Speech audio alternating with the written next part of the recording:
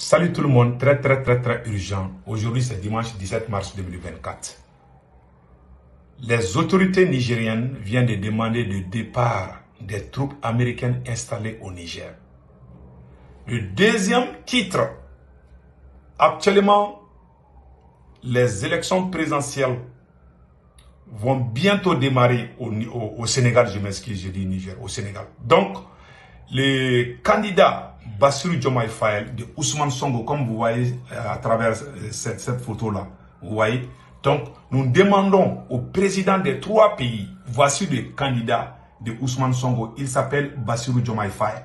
Donc, soutenons ce monsieur.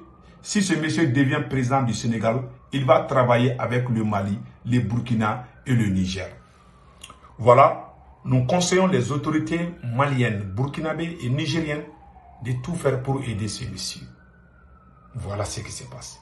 Donc maintenant, mes chers amis, allons-y avec les autres nouvelles. La troisième nouvelle aujourd'hui, les autorités nigériennes, les soldats du Niger viennent de découvrir un groupe de trafiquants d'armes complices des terroristes. Allahu Akbar. Les images que je vais vous montrer, c'est choquant. C'est vraiment choquant. Que Dieu bénisse, que Dieu protège les peuples nigériens, burkinabés et maliens. Donc, allons-y avec les nouvelles. Voilà. Donc, aujourd'hui, les autorités nigériennes viennent de demander le départ des troupes américaines.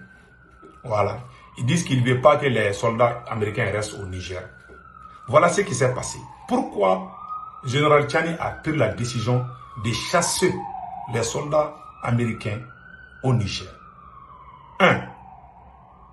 Les Américains ont envoyé une délégation au Niger pour demander au président général Tchani d'organiser les élections pour le retour à l'ordre constitutionnel d'un président civil, d'après ce qu'on a appris. Donc, la pression américaine a énervé le général Tchani, disant que le Niger doit organiser les élections le plus vite possible. Non seulement la délégation américaine qui est partie au Niger n'a pas pu rencontrer le président général Tchani. En plus, les autorités nigériennes ont décidé de mettre fin à l'accord militaire entre le Niger et les États-Unis d'Amérique. Voilà ce qui vient de se passer. On a vu des communiqués à travers les médias et à travers la télévision nationale du Niger. Donc on a tous vu. Le conseil qu'on donne aux autorités du Niger, c'est de faire l'union sacrée autour du président général Tchani. Le président général Tchani a pris une décision historique. Je n'ai jamais vu un président africain dire aux Américains de quitter chez lui. Je n'ai jamais vu ça, c'est ma première fois. En tout cas, le conseil que je donne en tant que frère africain, en tant que noir, je demande au peuple du Niger vraiment de soutenir le général Tchani. Parce que les moments à venir peuvent être très durs pour les trois pays. Et ça peut même... Pourquoi le Niger a pris cette décision? Je vais parler de la part du Mali aussi. En tout cas, le cher peuple du Niger, il faut faire l'union sacrée. Le général Tchani a pris cette décision pour l'intérêt du peuple du Niger. Pas parce qu'il déteste les Américains. Le Niger n'est pas contre les Américains. Il y a beaucoup de citoyens nigériens qui vivent aux États-Unis paisiblement. Personne n'est contre, même la France, personne n'est contre. Moi, j'ai des amis français. J'aime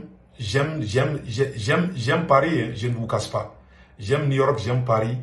J'aime partout, mais je n'aime pas la politique qui nous tue. Il y a une différence entre être contre une politique et être contre une nation. Il faut que les gens essayent de comprendre ça. Il y a les bons Français, hein, comme il y a les bons Américains. Vous savez, celui qui dirige les États-Unis actuellement, là, si c'était l'autre là, ça n'allait pas être comme ça. Mais vous savez, il y a les dirigeants, il y a les dirigeants. C'est le peuple qui est victime. Sinon, tous les peuples du monde s'aiment. Donc, voilà ce qui s'est passé. Et je conseille aux autorités, je conseille au peuple du Niger vraiment de soutenir ces grands hommes. Parce que je connais trop les Occidentaux, ils sont très forts.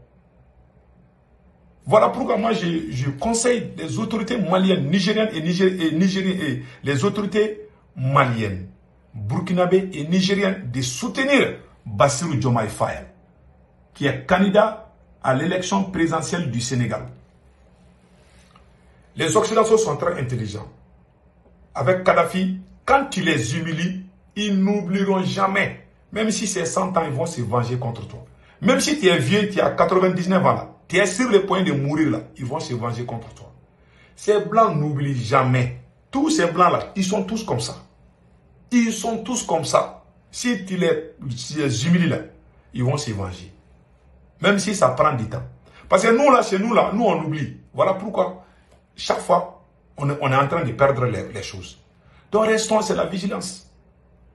Et parce que pour le cas du Mali, je dis encore, les querelles internes, j'ai dit au président Assimi, parlez avec colonel Maliki Diaw et colonel Ablaye Maïga. Ce sont eux qui créent tous les problèmes. Ce sont eux qui poussent les enfants à insulter le premier Choguel Kokala Maïga. Il y a beaucoup de panafricains qui me posent la question, Sékou Toungara, dans ces derniers temps, Sékou Toungara aime Assimi. Je répète encore, Sékou Toungara aime Assimi. Sékou Toungara soutient Assimi. Sékou Toungara soutient la transition du Mali. Que cela soit clair. Il y a c'est-à-dire que il y a certaines ordures dans cette transition qu'il faut vraiment dénoncer. Toi, tu avances. Si tu fais 2 pas, il y a quelqu'un qui te tire les boubous. Tout le monde sait que Choguel est un pas. Comment, dans une transition, dans un pouvoir sérieux, le président du CNT est là à regarder les membres du CNT insulter le premier ministre d'un pays. Vous avez vu ça où? Vous avez vu ça où? C'est pas sérieux. Et voilà aujourd'hui, le Niger a saché les États-Unis d'Amérique. Si jamais on reste divisé, ils vont rentrer entre nous. Qui crée la division travaille pour la France. Qui crée la division, qui crée la confusion est l'ennemi d'une révolution. Voilà ce que Touré a dit. L'ennemi numéro 1 d'une révolution, c'est la confusion.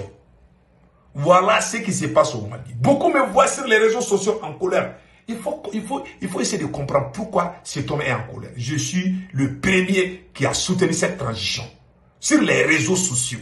Oh, je suis le premier qui a annoncé le coup d'État avant même la télévision du Mali, avant même RFI, avant même France 24. J'ai été le premier à écrire que c'est fini pour le pouvoir de IBK. Le deuxième coup d'État qu'ils ont fait contre Bandaou, j'ai été le premier à annoncer ça aussi. On m'a traité de menteur, mais après on est venu me dire. Je ne suis pas contre la transition du Mali, que cela soit clair. Mais je dénonce les mauvaises graines.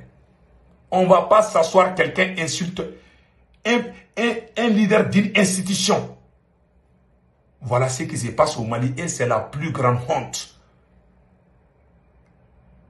Il y a même des copines de certains militaires qui insultent le premier ministre. Comment vous pouvez comprendre cela? Quelqu'un qui a l'âge de votre père. Et quand il dit, il y a des brebis garées qui sont là et qui ne comprennent pas. Pourquoi Sékou dit? Posez la question à Sékou, le politologue Sékou. Pourquoi il est fâché?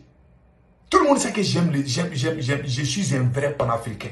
Je n'aime pas des opportunités, je n'aime pas quelqu'un qui veut gâter notre combat. Voilà ma colère.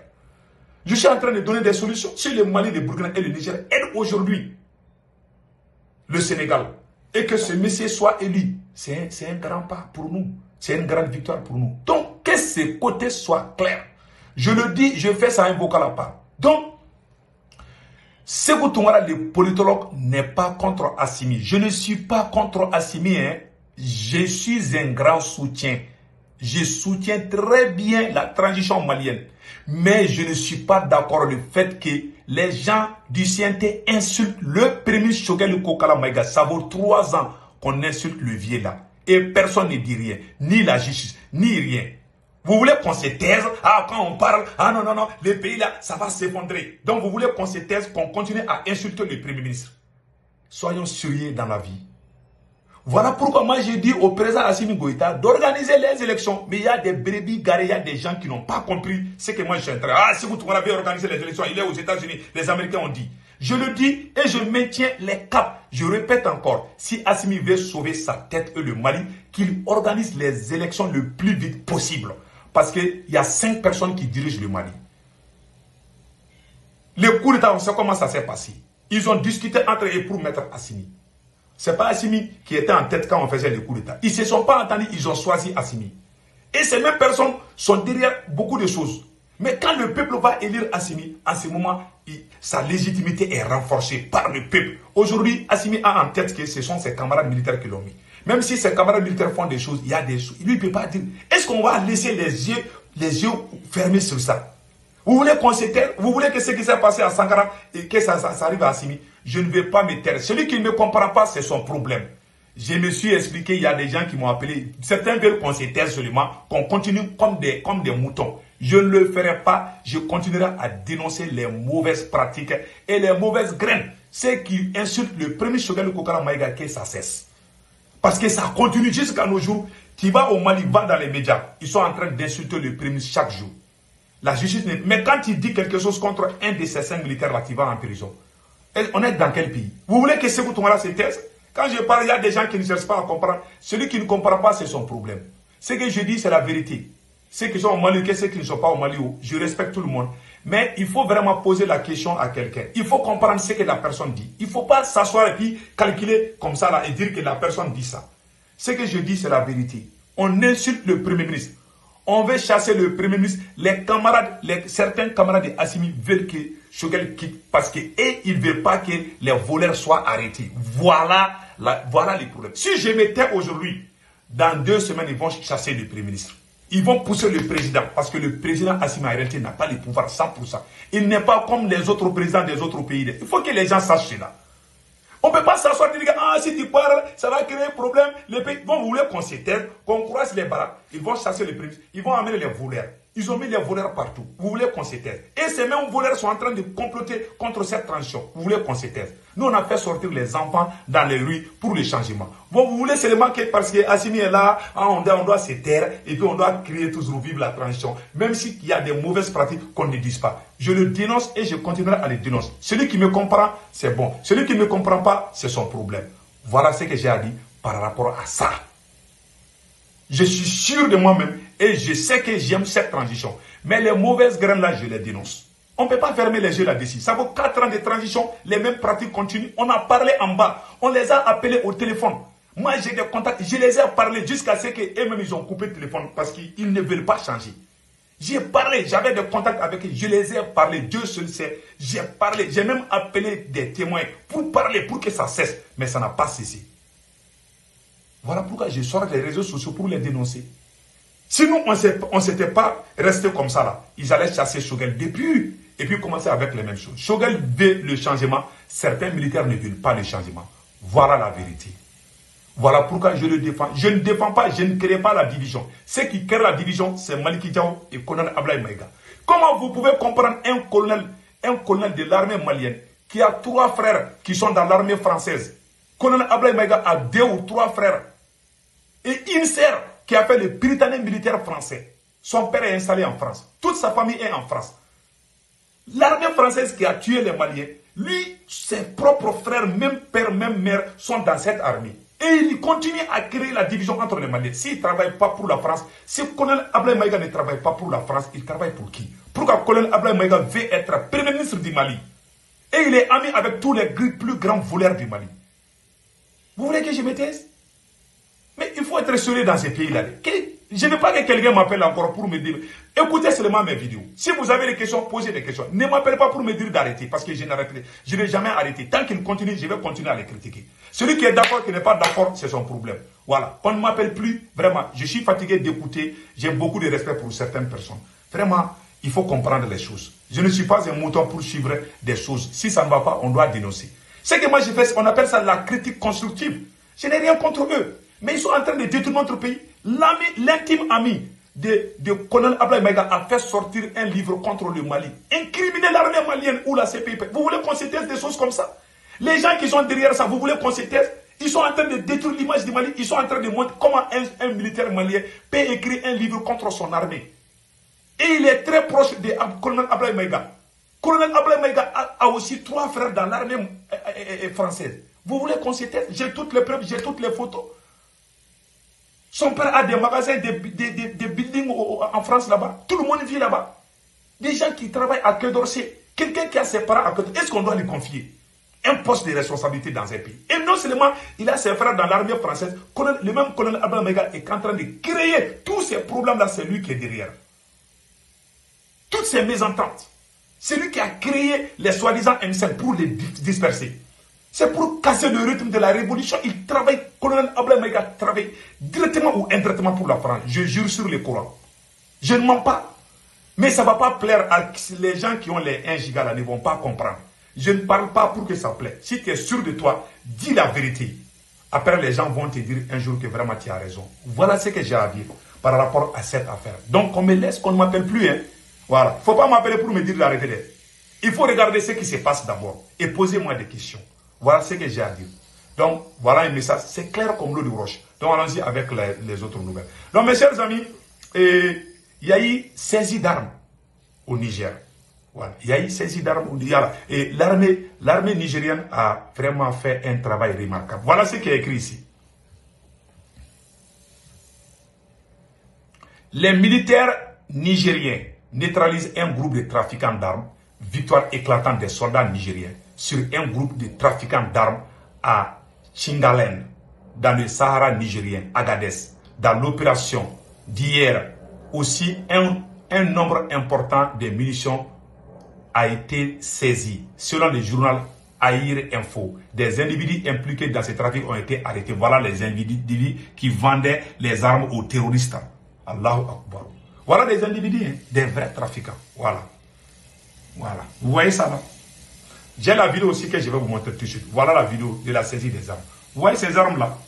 Ouais, ces armes-là ont été saisies. Voilà. Vous voyez? Ça, c'est les soldats nigériens du Niger. Vous voyez? Vous voyez? Vous voyez? Voilà des individus de notre propre pays qui vendaient des armes aux terroristes. Vraiment, chapeau aux autorités et chapeau aux soldats nigériens. Vraiment, que Dieu bénisse le Niger, le Burkina et le Mali. Donc, mes chers amis, on a vu sur, comment on appelle là, il paraît qu'il y a eu des attaques, voilà. Il y a eu des attaques au Mali, voilà. 4 obus sur le camp 1 de Gao, interceptés par le système de radar malien à l'instant. La montée en puissance des forces armées n'est plus discutable. Voilà, il y a eu des attaques, vous voyez ces films là. Donc, voilà, c'est tout. Donc, mes chers amis, passez un excellent week-end. Ciao, ciao.